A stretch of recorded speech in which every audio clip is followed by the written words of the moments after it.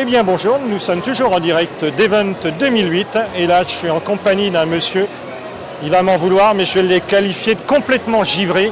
Son business c'est de travailler la glace, mais à mon avis pas seulement la glace. Alors je suis en compagnie de Samuel Giraud qui va nous expliquer un peu toute son idée de l'eau, de la glace dans le domaine de l'événementiel. Bonjour, donc en fait nous la société consiste en fait à travailler donc l'eau sous toutes ses formes. Donc ça peut être aussi bien jet d'eau, jet calme pour un buffet. On travaille également beaucoup pour les traiteurs pour tout ce qui est glace, donc sculpture en glace, barre de glace, verre à vodka. Également tout ce qui est givre, comme aujourd'hui, donc les murs de givre qu'on a là actuellement. Et également les patinoires, donc la glisse, donc patinoire voilà, dans l'événement, notamment la Tour Eiffel qu'on avait fait il y a quelques années déjà. Alors je sais que vous intervenez, vous êtes un petit peu à l'origine, vous intervenez sur le fameux bar de glace parisien, le Ice Cube. Ice Cube, voilà, exactement. Alors, dites-nous un peu d'où vient l'idée, où on en retrouve dans le monde, et puis aussi vos dernières interventions. Je sais que vous avez été encore plus au soleil pour faire de la glace là, ces derniers temps. Donc pour parler du Ice Cube, en fait, donc c'est le concept qui existe depuis, c'est la 4e année qu'on le fait. On rentre dans un milieu négatif qui est à moins 8 degrés, entre moins 8 et moins 10. Donc on refait chaque année l'ensemble du bar, donc les murs, le bar. Là il y avait des rideaux de Pampille, on a mis une cheminée cette année avec des canapés. Et donc les gens rentrent aux alentours de 25 minutes dedans. Les doudounes sont fournies à l'entrée. Et voilà, donc ils rentrent dans une ambiance givrée, ils boivent de la vodka, 4 cocktails de vodka par session. Alors en Finlande, en Norvège, au Canada, maintenant on peut même dormir dans des hôtels de glace. Exactement. Vous y attaquez, vous, en France, ou alors oui. La particularité de l'hôtel de glace, je crois qu'il faut que la glace soit sous pression, on s'en sert finalement comme un véritable matériau, comme des moellons. Alors en fait, nous au Cube, justement, c'est un projet tout nouveau, donc il y a une chambre de glace qui se fait cet hiver, sur la terrasse du Cube. Donc vous parlez d'hôtel de glace, donc nous on aura une chambre là-bas. Donc c'est possible d'inviter sa chère et tendre et de passer une nuit en amoureux au frigo, quoi. Voilà, donc en fait nous ce qu'on va faire c'est comme le principe du Ice Cube, on va monter une chambre froide négative où il fera à peu près moins 5 degrés, le groupe froid sera coupé la nuit pour pas que les gens aient trop froid quand même, et ils auront quand même accès à une chambre positive en température pour pouvoir se réchauffer si vraiment les gens ont trop froid. Voilà. Oui, anecdote, vaut mieux se connaître au départ ou ça dégèle la situation de dormir Chacun fait comme il veut, c'est mieux de se réchauffer quand même. Si affinité, d'accord, beaucoup plus. Alors, dans le domaine de l'événementiel, quoi d'autre comme intervention? De la sculpture monumentale, moi j'ai souvenir de certaines de vos œuvres, c'est 2-3 mètres de haut, c'est des blocs de glace. On a fait en 2006, on est passé dans le Guinness des records, on a fait la plus grande sculpture du monde qui est de 12 mètres 28. Plus fort que les Japonais à Sapporo? En fait, les Japonais n'ont pas appelé le Guinness des records, et donc c'est des monuments en plus, donc c'est pas considéré comme sculpture. Donc pour l'instant, on détient le plus grand record de la sculpture de glace.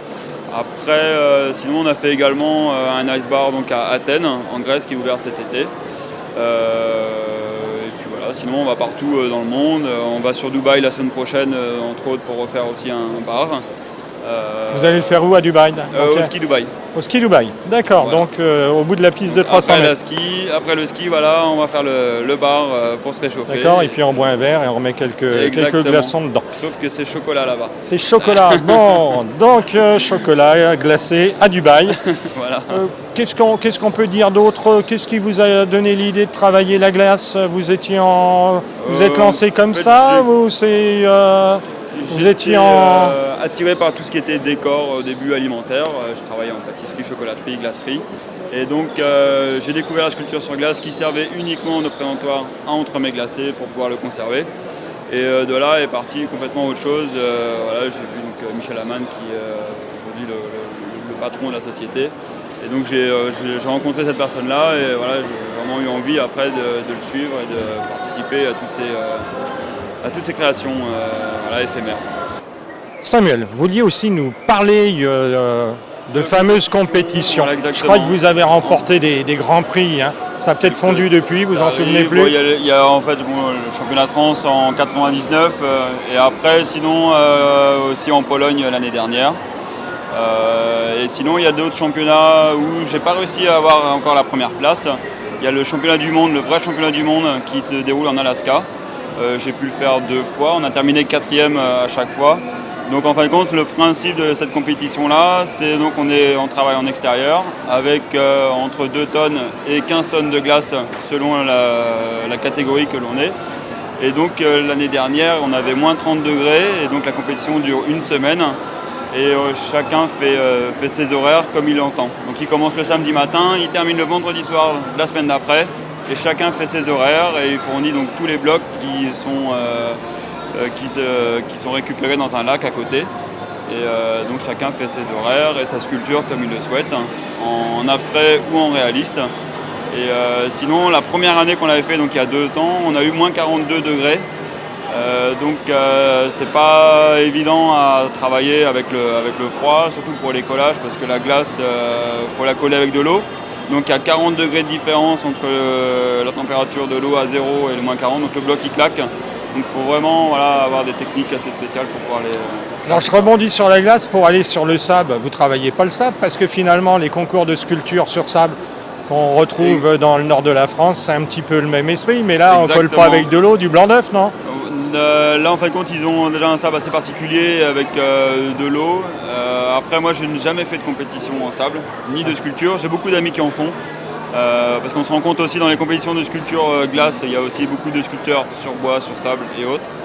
Moi j'ai encore rien essayé à part la glace. Alors quand on remporte un grand prix, c'est quoi, une coupe ? Une coupe, c'est plus en fin de compte, c'est une satisfaction personnelle. C'est pas, il y a des médailles, il y a des compétitions. C'est la reconnaissance des spécialistes. C'est une satisfaction personnelle.